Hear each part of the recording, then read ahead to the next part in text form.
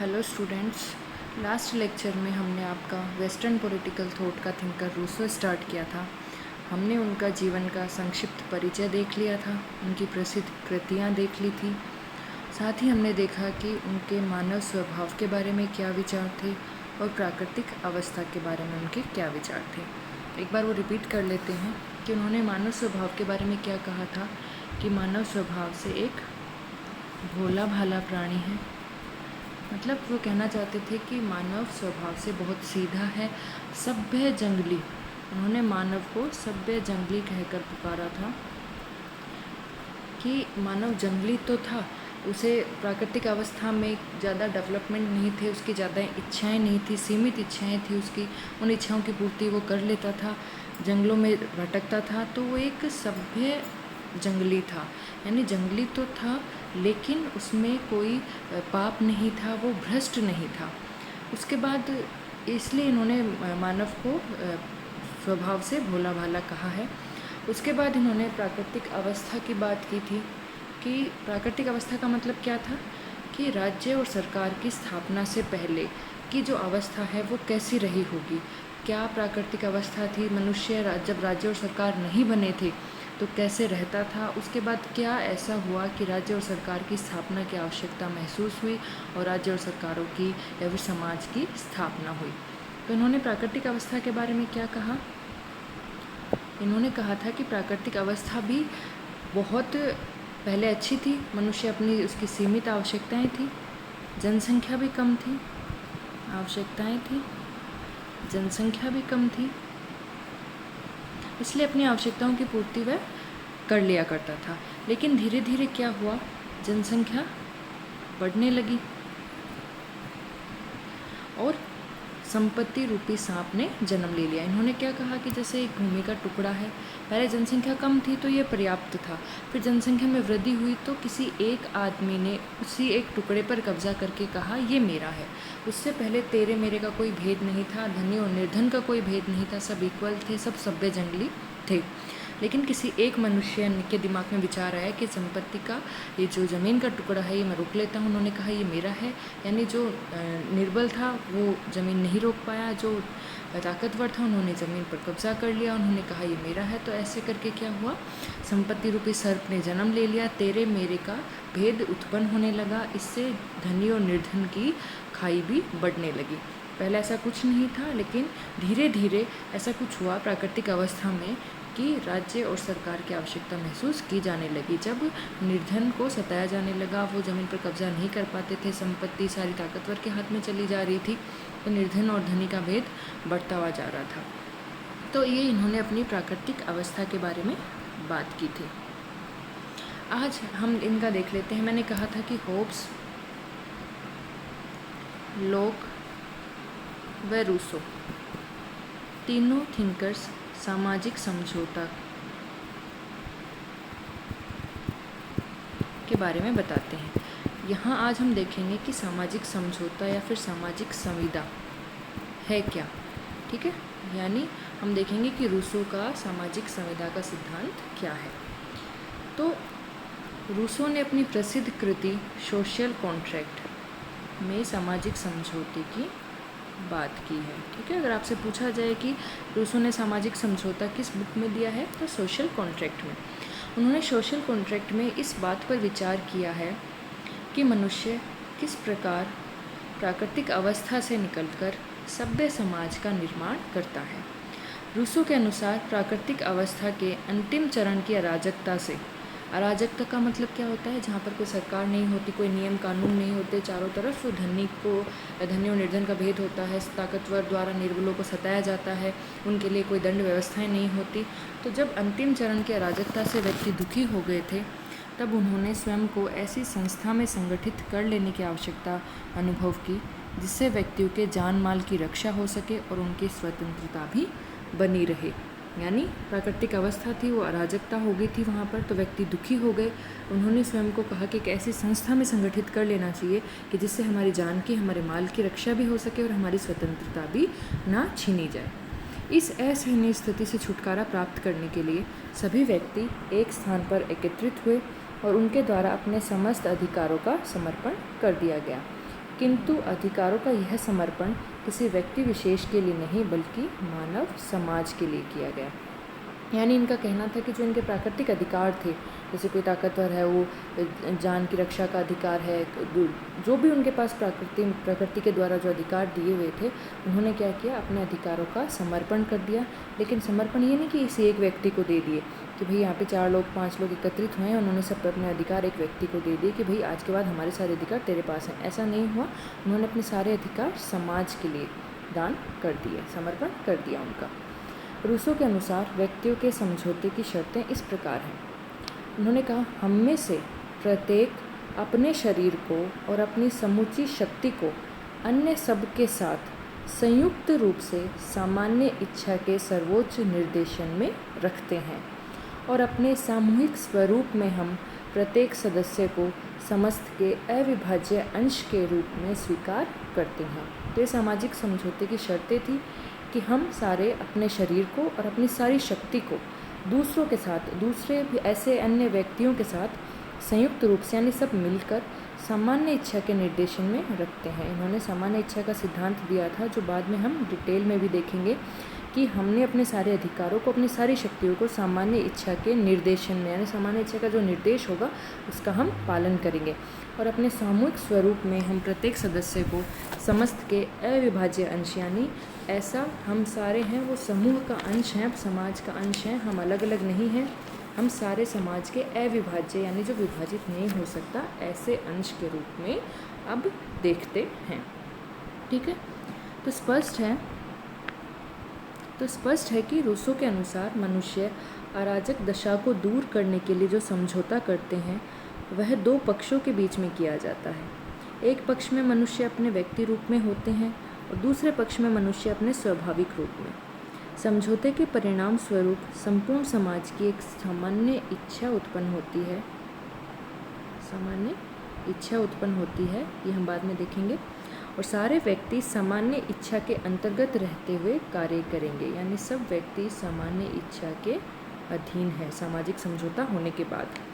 स्वयं रूसो के शब्दों में प्रत्येक व्यक्ति अपने व्यक्तित्व और अपनी पूर्ण शक्ति को सामान्य प्रयोग के लिए सामान्य इच्छा के सर्वोच्च निर्देशन के अधीन अर्पित कर देता है तथा एक समूह के रूप में प्रत्येक व्यक्ति समूह के अविभाज्य अंग के रूप में अपने व्यक्तित्व को और अपनी पूर्ण सत्ता को प्राप्त कर लेता है। यानी रूसो का ये कहना था कि अगर अपने अधिकार आपने दे भी दिए हैं तो भी एक समूह के रूप में आपको अपने सारे अधिकार वापस मिल जाते हैं, आप अपनी पूर्ण सत्ता को प्राप्त कर लेते हो। इस प्रकार समझौते के परिणाम स्वरूप राज्य संस्था संगठित हो जाने पर भी मनुष्य अपने स्वतंत्र अधिकार एवं शक्ति को अपने से पृथक नहीं करते, वे इन्हें अपने पास ही रखते हैं, परंतु व्यक्ति के रूप में नहीं बल्कि अब क्या है, सामूहिक रूप में, अर्थात समाज के अंग होने के कारण। इस प्रकार अब मनुष्य की जान माल की रक्षा का दायित्व केवल अपने ऊपर ही नहीं रहता, वरन यह संपूर्ण समाज का कर्तव्य हो जाता है कि वह प्रत्येक मनुष्य की स्वतंत्रता और अधिकारों की रक्षा करे। यानी उन्होंने कहा कि एक व्यक्ति होने के नाते तो उन्होंने अपने अधिकारों का समर्पण कर दिया, लेकिन एक समाज के अंग के रूप में वो सारे अधिकार उसको वापस मिल जाते हैं। पहले उसकी जान माल की रक्षा का दायित्व उसका खुद का था, उसको अराजकता की व्यवस्था थी, वहाँ कुछ भी नियम कानून नहीं थे, तो उसको खुद का दायित्व था कि अपनी जान की रक्षा करे, अपने अधिकारों की रक्षा करे। लेकिन अब एक समाज का अंग बन गया है, समाज की स्थापना हो गई है सामाजिक समझौते में, तो अब समाज का कर्तव्य है कि वह प्रत्येक व्यक्ति के अधिकारों की रक्षा करे। तो ये समाज का कर्तव्य हो जाता है कि वह व्यक्ति की स्वतंत्रता की अब रक्षा करे। तो इसलिए समाज का अंग होने के कारण उनको वापस ये सारे अधिकार, सारी स्वतंत्रताएं मिल जाती हैं। राज्य संस्था के संचालन की शक्ति जनता में निहित रहती है, क्योंकि जनता स्वयं प्रभुत्व संपन्न होती है। यानी राज्य के संचालन की शक्ति उन्होंने किस में बताई, जनता में निहित बताई, यानी अंतिम सत्ता है वो जनता में निहित है।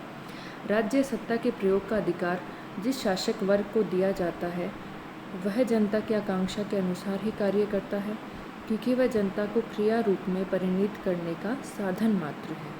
और महत्वपूर्ण बात यह है कि अपने कर्तव्यों का भली भांति पालन न करने पर उसे अपने पद से अलग किया जा सकता है और उसके स्थान पर दूसरे शासक वर्ग को नियुक्त किया जा सकता है, यदि वह जनता की इच्छा अनुसार कार्य करने का वचन दे। यानी रूसो ने किसकी क्या कहा था कि अंतिम सत्ता, जो आज लोकतंत्र के बारे में हम देखते हैं कि लोकतंत्र सबसे अच्छी व्यवस्था क्यों मानी जाती है शासन की, क्योंकि उसमें अंतिम सत्ता जनता के हाथ में होती है। क्यों? क्योंकि जनता को ही वोट देने का अधिकार होता है, जनता में से ही कोई पद का उम्मीदवार खड़ा होता है और जनता के लिए ही वो शासन करता है। अगर जनता के अगेंस्ट वो कर रहे हैं तो जनता को अधिकार प्राप्त होता है कि अगले बार जब भी 5 साल में चुनाव होते हैं, 4 साल में, जब भी हर कंट्री का अलग अलग होता है, तो वो उस जो नेता है उसको वहाँ से पद से हटा सकता है, उसको वोट ना दे। तो अंतिम सत्ता किसके हाथ में है? कंट्रोल अंतिम जनता के हाथ में है, जनता कंट्रोल कर रही है। यानी जो प्रभुत्व है वो अंतिम प्रभुत्व जनता है, यानी जनता ही प्रभुत्व संपन्न है। तो यही रूसो ने उस टाइम ये बात कही थी कि जो राज्य सत्ता है उसका आखिरी जो मतलब डोर होगी वो किसके हाथ में होगी? जनता के हाथ में होगी। सत्ता का प्रयोग है वो शासक जनता के हित में करेगा, जनता के अनुसार ही करेगा। अगर वो नहीं कर रहा है कर्तव्यों का पालन तो जनता उसे हटा सकती है और किसी दूसरे को वहाँ पर नियुक्त कर सकती है। ठीक है, अब इसके सामाजिक समझौते की विशेषताएं देख लेते हैं कि क्या विशेषताएं थी। रूसो के सामाजिक समझौते के अंतर्गत व्यक्ति के 2 रूप दिखाई पड़ते हैं। कौन से? एक तो व्यक्तिगत, दूसरा सामूहिक। ये 2 रूप दिखाई पड़ते हैं जिसमें प्रत्येक व्यक्ति अपने समस्त अधिकारों का समर्पण कर देता है, किंतु अधिकारों का यह समर्पण किसी व्यक्ति विशेष के लिए नहीं बल्कि संपूर्ण समाज के लिए किया जाता है। व्यक्ति इसी संपूर्ण समाज का सदस्य होता है, इसलिए समाज का सदस्य होने के नाते सामूहिक व्यक्तित्व के आधार पर वह अपनी शक्तियाँ फिर से प्राप्त कर लेता है। यानी व्यक्ति के रूप में तो उसने अपने अधिकारों का समर्पण कर दिया, लेकिन सामूहिक व्यक्तित्व, अब उसका व्यक्तित्व सामूहिक हो गया है तो वो सारे अधिकार, क्योंकि उसने सारे अधिकार दिए किसको हैं? समाज को ही तो दिए हैं भाई। व्यक्ति ने अपना अकेले का अधिकार किसको दे दिया? सारे समाज को। यानी हर व्यक्ति ने, जैसे 5 व्यक्ति हैं, पांचों ने अपने अधिकार किसको दे दिया? समाज को। यानी उसके सारे अधिकार अब समाज के पास हैं। लेकिन समाज का सदस्य कौन है? व्यक्ति ही तो समाज के सदस्य हैं। यानी समाज को अधिकार दे के भी उनके पास ही वो अधिकार हैं, क्योंकि वे ही उस समाज के सदस्य हैं। अब पूरे समाज का दायित्व है उनके अधिकारों की रक्षा करना। ठीक है, इस समझौते के आधार पर व्यक्ति की स्वतंत्रता सीमित नहीं होती बल्कि वह वास्तविक स्वतंत्रता, इसी को रूसो ने वास्तविक स्वतंत्रता कहा है कि जो पहले स्वतंत्रता थी वो वास्तविक नहीं थी, वो अराजकता की स्थिति थी, वहाँ पर व्यक्ति वास्तविक रूप में स्वतंत्र नहीं था। अब वो वास्तविक स्वतंत्र है। ठीक है, क्योंकि जनहित में कार्य करना या कर्तव्य का पालन करना ही स्वतंत्रता है। इसलिए जब राज्य मनुष्य को अपनी इच्छा के अनुसार नहीं बल्कि जनहित के लिए कार्य करने के लिए बाध्य करेगा तो वास्तव में प्रत्येक व्यक्ति स्वतंत्र होने के लिए बाध्य किया जाएगा। इस प्रकार राज्य की असीमित शक्ति से व्यक्ति की स्वतंत्रता का अंत नहीं होगा बल्कि उसे वास्तविक नैतिक स्वतंत्रता प्राप्त होगी। यानी रूसो के अनुसार, अब इसे समझने की कोशिश करते हैं कि जो अराजकता की अवस्था थी तब मनुष्य अपने मनमाने काम किया करता था। ठीक है, हर मनुष्य अपने मनमाने काम कर रहा था, लेकिन वो मनमाने काम किसके हित में थे? स्वार्थ के हित में, यानी उसके खुद के हित में थे। अब व्यक्ति को जो राज्य है, जो सत्ता है, शासन कर रहा है, वो क्या करेगा? व्यक्ति को मजबूर करेगा कि वो अपने मनमाने कार्य छोड़कर किसके हित में काम करें? जनहित के कार्य करें। और ये बात समझ में, यानी अराजकता की स्थिति में अब व्यक्ति को, रूसो ने कहा कि व्यक्ति को बुरा तो लगेगा, दुख भी होगा कि मैं स्वतंत्र, वो सोचेगा कि मैं स्वतंत्र नहीं हूँ, मुझसे मजबूरी में कोई कार्य करवाया जाता है। लेकिन मनुष्य को यह समझना चाहिए कि यही उसकी वास्तविक स्वतंत्रता है। यानी उसको मनमाने कार्य करने से रोक कर जनहित में कार्य करने की ओर बाध्य किया जाएगा राज्य के द्वारा, तो व्यक्ति वास्तविक रूप से स्वतंत्र कहलाएगा। क्योंकि उनके अकॉर्डिंग वास्तविक स्वतंत्रता का मतलब है जनहित में कार्य करना, जनता के अनुसार कार्य करना, खुद के अनुसार नहीं, सारी जनता के हित में, सामान्य इच्छा के हित में कार्य करना। क्योंकि उन्होंने कहा था सामान्य इच्छा सदैव अच्छी होती है, जो व्यक्ति की स्वार्थ की जो इच्छा होती है उससे ऊपर सामान्य इच्छा होती है, वो व्यक्ति की अच्छी, जिसमें व्यक्ति की अच्छाइयाँ होती हैं, ठीक है, वो सामान्य इच्छा होती है। तो अब इन्होंने क्या कहा कि व्यक्ति अब इसमें नैतिक स्वतंत्रता, जनहित में कार्य करके नैतिक स्वतंत्रता प्राप्त करेगा। ठीक है, तो इन्होंने कहा था कि व्यक्ति है वो वास्तविक स्वतंत्र कब होगा? जब राज्य की सत्ता के अधीन रहेगा। रूसो के अनुसार समझौते द्वारा व्यक्ति के स्थान पर समष्टि और व्यक्ति के स्थान पर, व्यक्ति की इच्छा के स्थान पर सामान्य इच्छा आ जाती है। यानी मैंने बताया था ना कि व्यक्ति के स्थान पर तो किसको महत्व दिया जाएगा, समाज को या समष्टि को, और व्यक्ति की इच्छा क्या है, जो व्यक्तिगत उसकी इच्छा थी उसके स्थान पर सामान्य इच्छा को। सामान्य इच्छा यानी जन की इच्छा, ठीक है। ये रिप्लेस हो जाते हैं। ये तो कब होते हैं, जब राज्य की स्थापना नहीं हुई, समाज की स्थापना नहीं हुई, और ये समाज की स्थापना के बाद। समझौते के आधार पर जिस सामान्य इच्छा का निर्माण होता है वह सामान्य इच्छा सभी व्यक्तियों के लिए सर्वोच्च है और प्रत्येक व्यक्ति उसके अधीन होता है। यह सामान्य इच्छा ही राज्य, संप्रभुता, शक्ति सभी कुछ है। रूसो का मानना है कि इस सामाजिक समझौता या अनुबंध के माध्यम से लोग अपनी प्राकृतिक स्वतंत्रता के बदले में नागरिक स्वतंत्रता प्राप्त करते हैं। यानी जब व्यक्ति था उसकी तब तो क्या थी, प्राकृतिक स्वतंत्रता, प्रकृति के अधीन था वो। अब समाज आ गया है तो कौन सी स्वतंत्रता है, नागरिक स्वतंत्रता। यानी एक राज्य का नागरिक होने के नाते उनको नागरिक स्वतंत्रता प्राप्त हो जाती है। और सामान्य इच्छा है वही संप्रभु है, वही सब कुछ है। सामान्य इच्छा का सिद्धांत रूसो के सामाजिक समझौते का सर्वाधिक महत्वपूर्ण भाग है। सामान्य इच्छा सदैव न्याययुक्त होती है और जनहित उसका लक्ष्य होता है। तो सामान्य इच्छा की क्या कैरेक्टरिस्टिक्स हैं, ये सदैव न्याययुक्त होगी और इसका लक्ष्य क्या होगा, जनहित। सामान्य इच्छा व्यक्ति स्वयं अपने हित के संबंध में ठीक प्रकार से विचार नहीं कर पाता, इसलिए उसका हित सामान्य इच्छा द्वारा निर्देशित मार्ग पर चलने में है। यानी उन्होंने कहा कि व्यक्ति है वो अपने हित के बारे में खुद इतनी अच्छी तरीके से नहीं सोच सकता जितना सामान्य इच्छा सोच सकती है, तो उसे सामान्य इच्छा जो भी उसको निर्देश दे उसके अकॉर्डिंग उसको चलना चाहिए। रूसो केवल सामाजिक समझौते की बात स्वीकार करता है, राजनीतिक समझौते की नहीं। वह कहता है कि सामाजिक समझौते से उत्पन्न होने वाला समाज स्वयं संप्रभुता संपन्न है। समाज का प्रत्येक सदस्य इस संप्रभुता संपन्न निकाय का एक निर्णायक भाग होता है। समझौते से किसी प्रकार की सरकार की स्थापना नहीं होती, बल्कि सामान्य इच्छा पर आधारित संपूर्ण प्रभुत्व संपन्न समाज की स्थापना होती है और सरकार इस प्रभुत्व शक्ति द्वारा नियुक्त यंत्र मात्र होती है। यानी यहाँ पर क्या समझा कि सामाजिक समझौते के दो भाग होते हैं। कई थिंकर्स बोलते हैं कि एक तो होता है सामाजिक समझौता, जैसे लोग अब पास आए, लोगों ने महसूस किया कि अब एक समझौता कर लेना चाहिए जिससे समाज की स्थापना हो, वो तो हुआ सामाजिक समझौता। एक होता है राजनीतिक समझौता।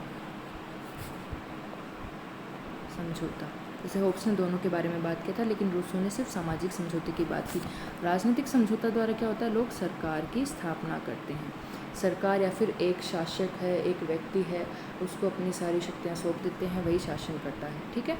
तो रूसो ने राजनीतिक समझौता यानी सरकार की स्थापना के बारे में यहाँ कोई बात नहीं की थी, एक शासक की कोई बात नहीं की। उन्होंने सिर्फ सामाजिक समझौता की बात की कि ऐसा समझौता जिससे समाज का उदय हुआ, ठीक है। तो समाज का जो व्यक्ति है वो एक, जितने भी व्यक्ति हैं वो सभी निर्णायक भाग हैं समाज से। उन्होंने कहा जो समझौता किया था उससे सिर्फ समाज की स्थापना हुई, किसी प्रकार की सरकार की स्थापना नहीं हुई, बल्कि सामान्य इच्छा पर आधारित संपूर्ण प्रभुत्व संपन्न समाज की स्थापना हुई।